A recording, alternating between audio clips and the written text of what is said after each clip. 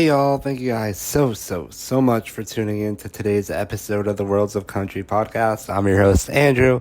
On today's episode, I'm joined once again by Lauren Weintraub to talk all about her musical journey, her new single, People Like Me, and her upcoming Opry debut. I really enjoyed this conversation, and I hope you guys do too. Talk to you guys on the other side. Ready. Let's do this thing. Hey Lauren, how are you? I'm so good. How are you? I'm doing good. What have you been up to lately?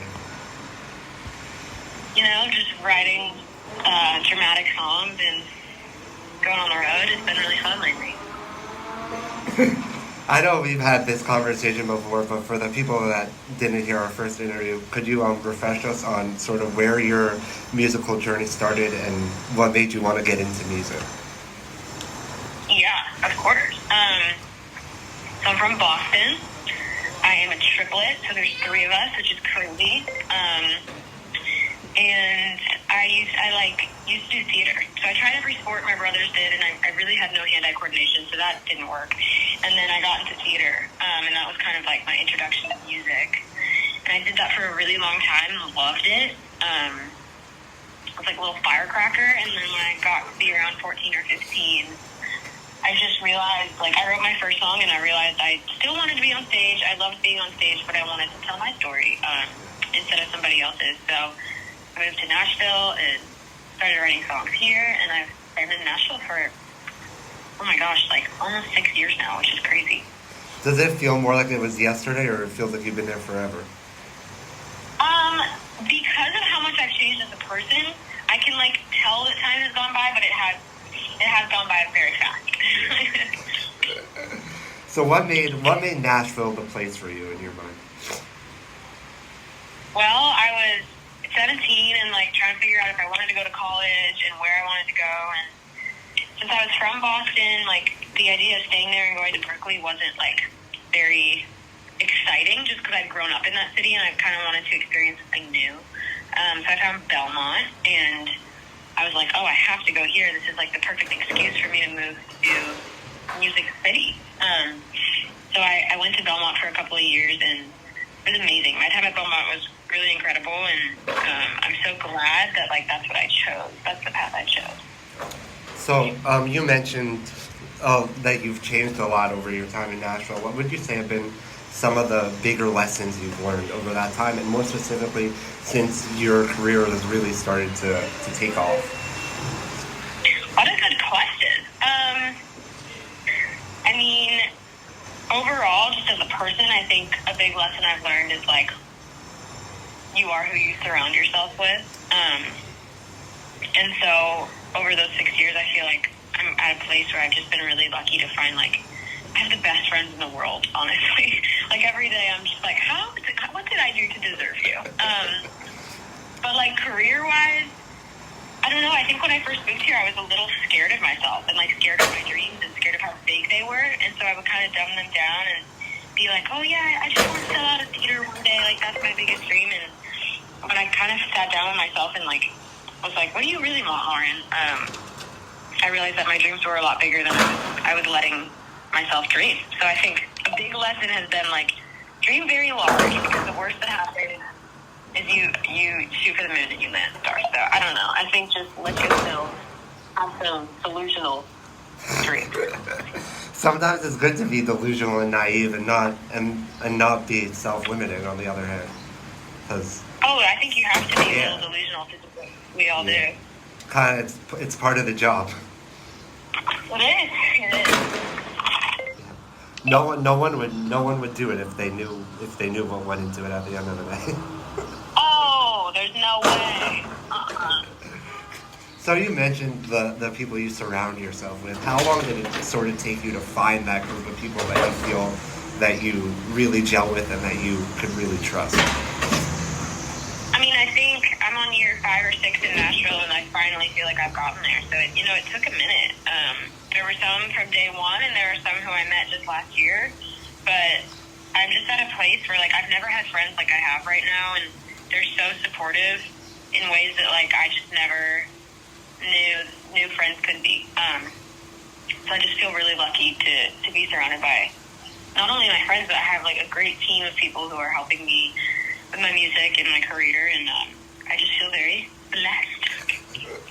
So we were talking about lessons a little bit before. Could you, on the flip side of that, what would you say have been some of the bigger challenges you've faced since you've been in Nashville? I'm such like I want to do everything all the time and say yes to everything. But I would say I think my biggest challenge has been learning balance, and like if you go all day from like 8 a.m. to midnight, like maybe the next day you should like take a second to like process or ground yourself or like go to a yoga class. And I'm very much the type who like wants to embrace every opportunity because you just never know. So it's been a big lesson for me to be like, you don't have to be the Energizer Bunny every single day of the week. You need to take a second to breathe, otherwise you're just going to burn out. So I've had to learn balance for sure. I think that's been like one of the biggest challenges. Yeah. Just because I get so excited. There's definitely something about slowing down, especially in like a creative field like music, where if you don't slow down, you lose what you're going for at the end of the day.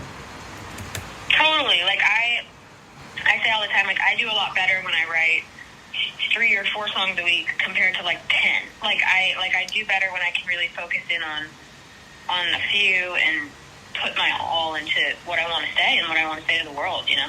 Yeah, because I feel like it probably feels like when you're writing less that you're there because you want to, as opposed to because you have to, and you have this goal in mind that you have to write this many songs this week or yada yada. Definitely. I'm definitely at my best when I'm, not tired, not burnt out. Yeah. And it's just such a privilege to do what we get to do. So anytime I get burnt out, I just need to like go to a yoga class and make myself dinner and go to bed early, and I'm usually fine the next day. So for the people out there who maybe haven't heard you before, how would you describe your musical style for them? Well, I grew up listening to like everything.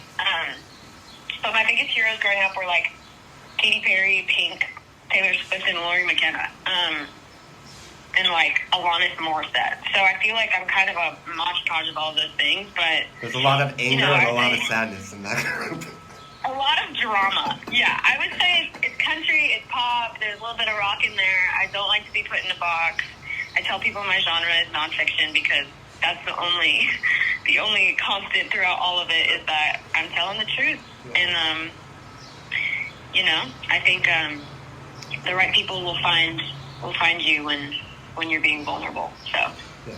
That's sort of like the thing that I've always admired about you is that you've never really tried to fit in somewhere. You just always had this idea that you were going to stand out one way or another. Thank you. That means a lot. Yes. I think like there's days where I'm like, wow, maybe it would be easier if I did fit in a box and I was so black and white, but I know that if I did do that, it wouldn't be authentic and it wouldn't feel right, so I try to stay true. Was that sort of confidence to stand out, was that something that came naturally to you, or was that something that you had to develop over time?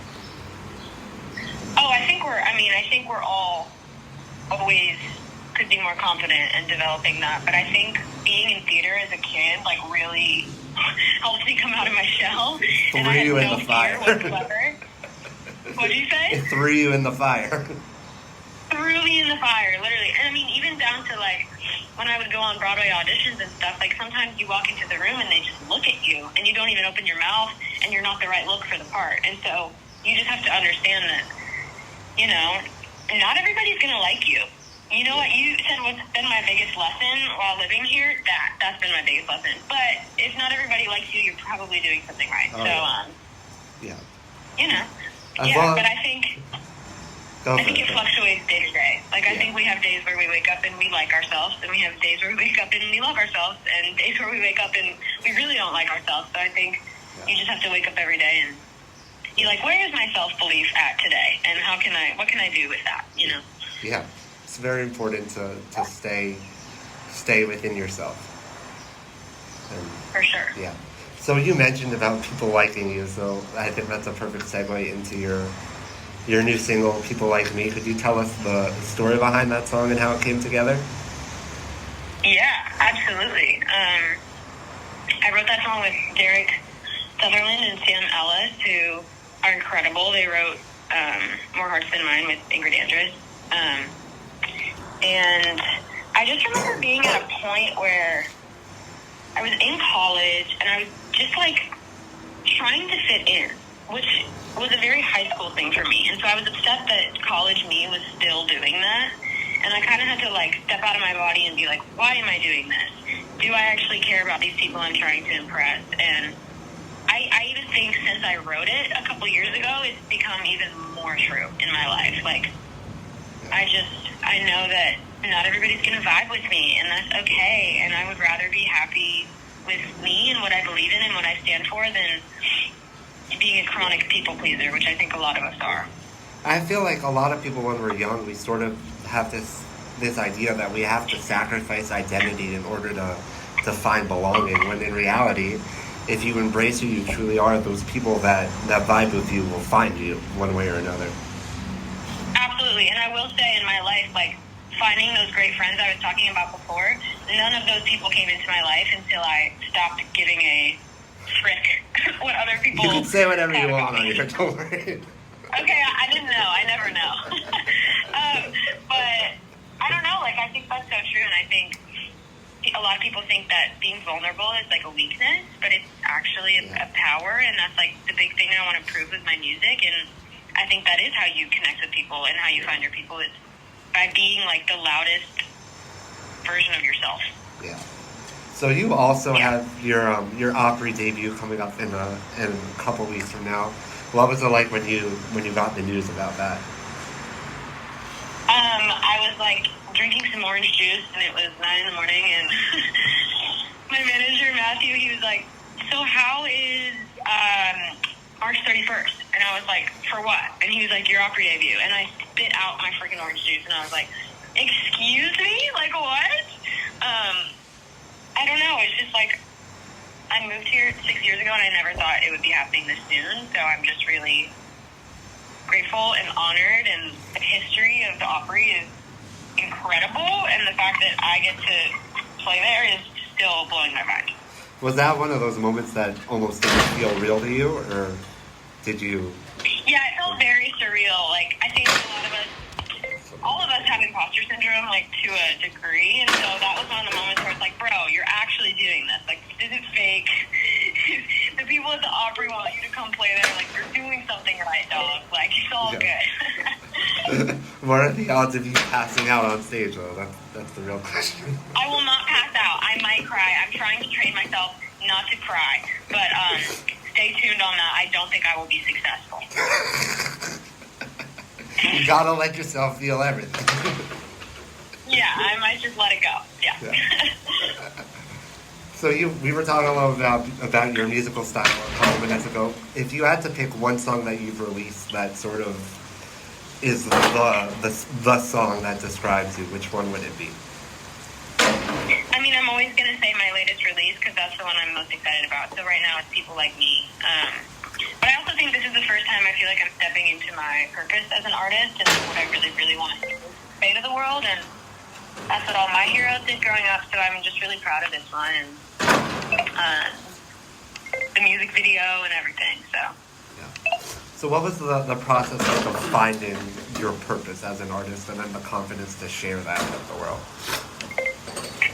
Dude, that was like deep dive in COVID time. I like started therapy for the first time, and I have this incredible therapist, and you know, she was like, "What do you care about?" You know, like at the end of the day, like you can write songs and you can perform them, but like the greatest artists in the world, like it's all for a bigger purpose, and I think we all have it, but you really have to work to articulate it. And so I spent a lot of time just thinking about like what I care about and who I want to be and what I want to stand for. And I think once I nailed that down, like everything started clicking into place, because everything I do now is dictated by, you know, that purpose and wanting to be vulnerable and showing people that that's the way, you know? Yeah. So what's next for you? Oh my gosh. Well, we've been going on the road more, which I love. Being on the road is like my happy place, I think, especially because I grew up performing. So my first headlining tour. That's what's next. So I want to do a little rapid fire with you before I let you go, if that's cool with you. Yeah. Let's do this thing. Pancakes or waffles? Waffles. Good answer. If you could only perform or only write songs the rest of your life, which one would you be if you had to give one up? Whoa. That's the one. That's the atom bomb I drop on everyone. Whoa. I think I'm going to have to say perform because there are so many incredible songwriters who I could entrust to tell my story.